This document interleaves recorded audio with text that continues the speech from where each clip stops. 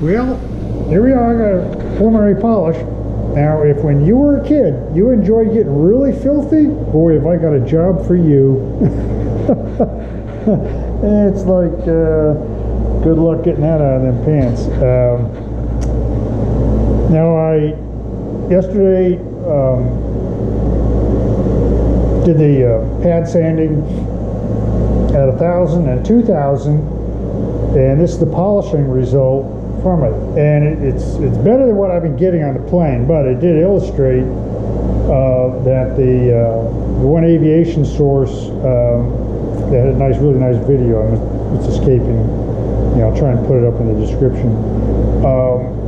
They show new aluminum in the case of a leading edge. They actually start at 360 grit, and I started at 1,000, so I'm probably going to go ahead and order the other pads. So I don't know if you can see this or not. It's got a good mirror finish, but if you're really looking into it, I don't know if it's going to show up well on the camera, you can see these deep scratches from when that pad went over to had to use it to scrape that epoxy off. So it's not perfect, but I can tell you, this is actually a better finish than I'm getting than I got with some other polishing compound on the tops.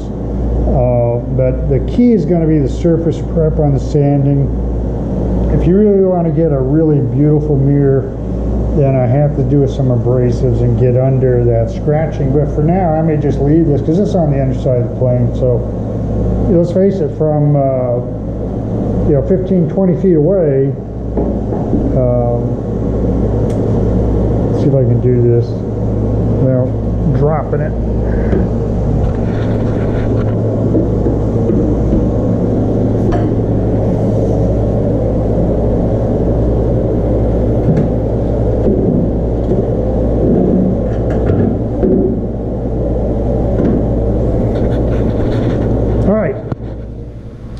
So let's get back. Yeah, it's kind of a 20-foot rule with aircraft too, that it's not like some hot rod you're at a car show and we can go up and see some little paint drip. Most of this, you're only going to see this from quite a distance. So you can see it's actually a pretty good mirror for the first try, and I'm just getting started at it. And I understand what some of the issues are to get that little milk out, and that has to do with the preliminary sanding. But I don't want to go down too deep.